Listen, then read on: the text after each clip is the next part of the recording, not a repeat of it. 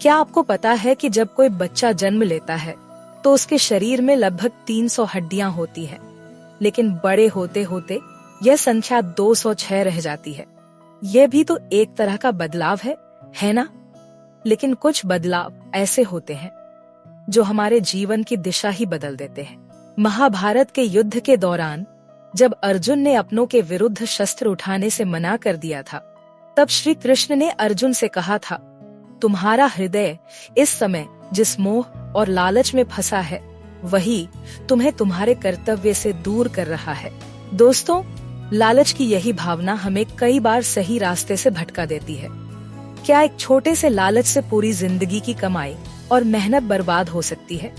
और क्या एक छोटी सी चिड़िया में इतनी समझदारी हो सकती है कि वह एक बड़े से इंसान को सबक सिखा दे? आज की हमारी कहानी इसी लालच और समझदारी के इर्द गिर्द घूमती है। इस कहानी में आपको आपके सभी सवालों के जवाब मिल। ऐसी ही ज्ञानवर्धक और प्रेरणादायक कहानियों से जुड़ना चाहते हैं जो आपके जीवन को एक नई दिशा दें, तो हमारे चैनल धार्मिक कथाएं को सब्सक्राइब करना न भूलें। आइए शुरू करते हैं आज की कहानी।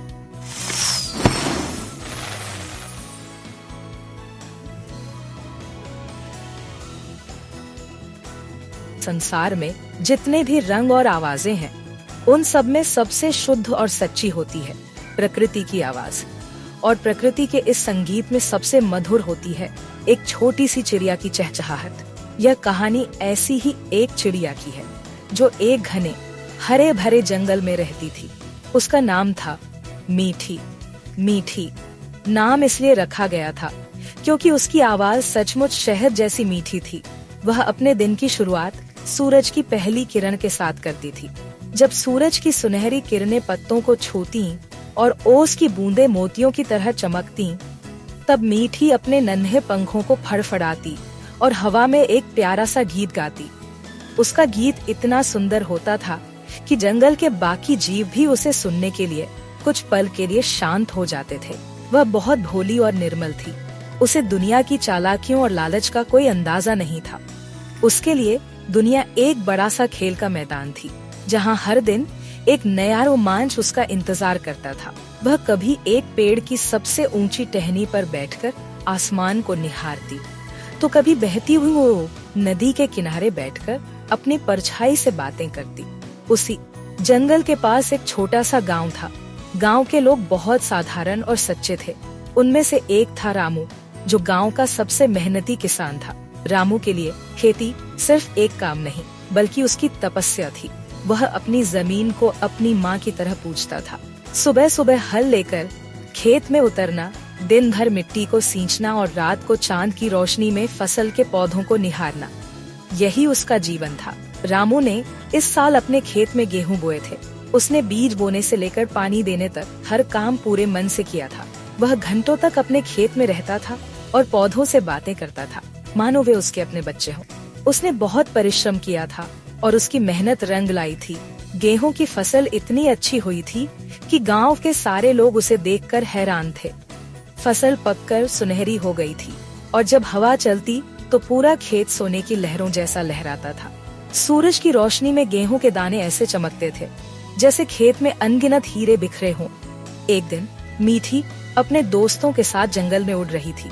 वे खेलते खेलते जंगल की सीमा से बाहर आ गए और उनकी नजर रामू के उस सुनहरे खेत पर पड़ी। मीठी ने ऐसा अद्भुत दृश्य पहले कभी नहीं देखा था। उसने अपने दोस्तों से कहा, देखो वह कितना सुंदर है, क्या तुमने कभी इतना चमकता हुआ खेत देखा है? मीठी और उसके दोस्त उस सुनहरी चमक से बहुत आकर्षित हुए। उन्हें लगा कि यह किसी जादुई जगह का रास्ता है। मीठी ने अपने दोस्तों से कहा, चलो हम वहाँ जाकर देखते हैं, मुझे लगता है वहाँ जरूर बहुत ही स्वादिष्ट दाने होंगे। और बस बिना कुछ सोचे समझे वे सब एक झुंड में उस चमकते खेत की ओर उड़ चले। उन्हें क्या पता था कि जिस सुंदरता और चमक ने उन्हें आकर्षित किया है, वह दरअसल एक मेहनती किसान की दिन रात की कमाई है और उनका यह भोलापन जल्द ही एक बड़ी परीक्षा की ओर ले जाएगा। मीठी और उसके दोस्त उस सुनहरे खेत में उतर चुके थे। यहाँ की मिट्टी बहुत नर्म थी और गेहूं के दाने इतने स्वादिष्ट थे कि वे सब खुशी से चहचहाने लगे। यह उनके लिए एक खजाने जैसा था। उन्हें लगा कि यह जगह सिर्फ उनके लिए ही बनी है। वे बेफिक्र होकर एक दूसरे को पुकारते और बड़े चाव से दाने चुनते। एक दाना खाया तो दूसरा और भी स्वादिष्ट लगा।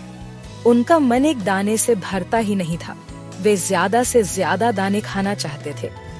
उनके इस मासूम लालच में उन्हें इस बात का जरा भी एहसास नहीं था कि वे किसी की मेहनत को बर्बाद कर रहे हैं। रामू किसान ने सुबह सुबह अपने खेत की ओर आते हुए दूर से देखा कि कुछ चिड़ियों का झुंड उसके खेत में है। पहले तो उसे लगा कि शायद 2-4 चिड़िया होंगी, पर जब वह पास आया तो उसने देखा कि उसकी फसल पर अनगिनत चिड़िया बैठी हैं। वे उसकी मेहनत से उगी फसल को चट कर रही थी। रामू के सीने में एक दर्द सा उठा। उसने इस फसल के लिए अपना खून पसीना एक किया था।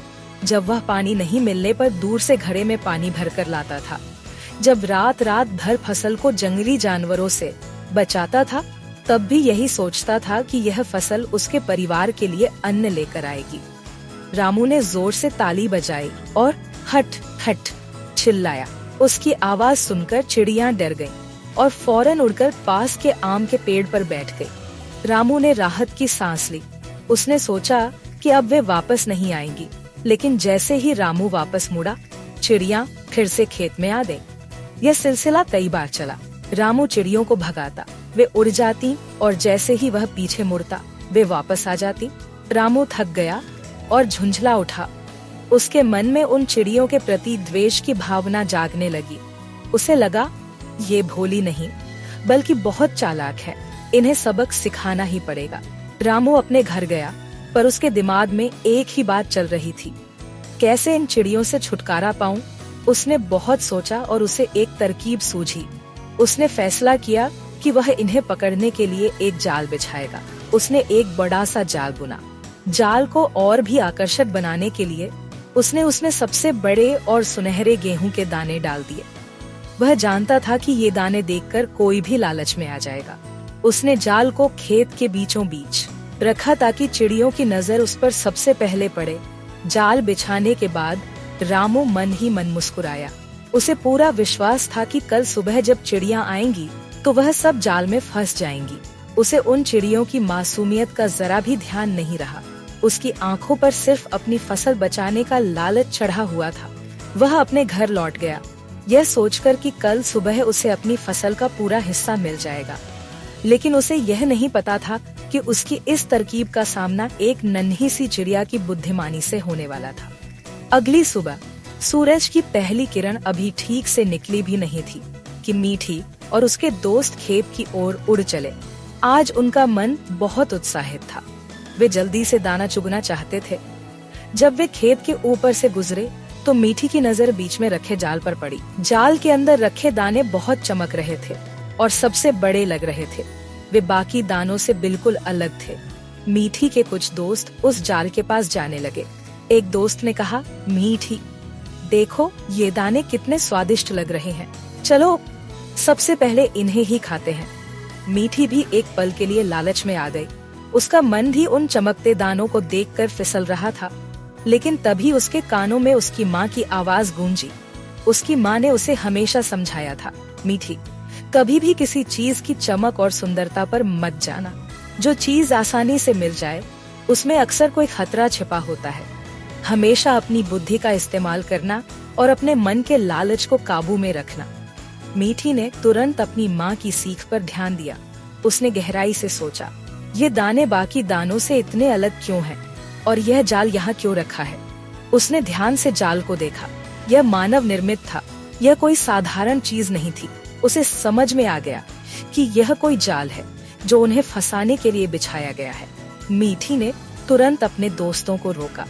उसने ऊंची आवाज में कहा, रुको, कोई भी उस जाल के पास मत जाओ। यह कोई साधारण दाना नहीं है, यह एक जाल है। देखो, वह किसान हमें फंसाना चाहता है। मीठी के दोस्त उसकी बात सुनकर चौंक गए। उन्होंने जाल को ध्यान से देखा और उन्हें भी शक होने लगा।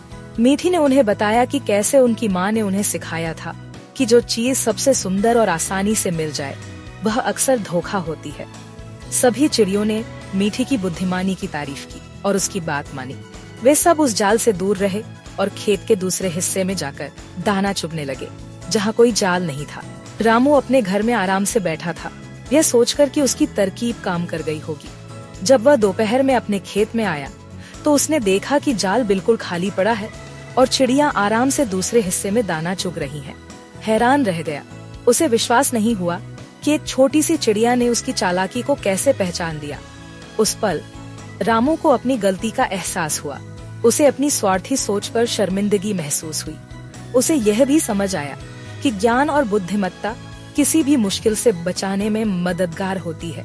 अपनी आंखों के सामने जाल को खाली देखकर रामू पूरी तरह से हक्का बक्का रह गया। वह चुपचाप सिर झुकाए हुए खेत के बीचों बीच खड़ा था। उसे अपनी चालाकी पर बहुत शर्मिंदगी महसूस हो रही थी। जिस नन्ही चिड़िया को वह कमजोर और नादान समझ रहा था, उसी की बुद्धिमत्ता ने उसे हरा दिया था। रामू को एहसास हुआ कि उसने जो किया वह गलत था। वह अपनी फसल को बचाने के लालच में इतना अंधा हो गया था कि एक बेकसूर जीव को जाल में फंसाना चाहता था। उसकी अंतरात्मा ने उसे झकझोर दिया। वह धीरे धीरे शाम के पेड़ की ओर बढ़ा, जहाँ मीठी और उसके दोस्त बैठे थे। मीठी ने रामू को अपनी ओर आते देखा। उसे लगा कि वह अब भी उन्हें भगाने या पकड़ने की कोशिश करेगा, लेकिन रामू का चेहरा बदला हुआ था। उस पर गुस्सा नहीं बल्कि पछतावा था। रामू पेड़ के पास पहुंचकर रुका और उसने अपनी आवाज में विनम्रता भरते हुए कहा, नन्ही चिड़िया, मुझे माफ कर दो। मैं अपनी फसल को बचाने के लालच में अंधा हो गया था। मैंने तुम्हें फंसाने के लिए जाल बिछाया था, लेकिन तुम्हारी बुद्धिमत्ता ने तुम्हें बचा लिया। रामू की आंखों में सच्चाई थी। उसकी बात सुनकर मीठी ने अपने दोस्तों को देखा और फिर रामू की ओर देखा।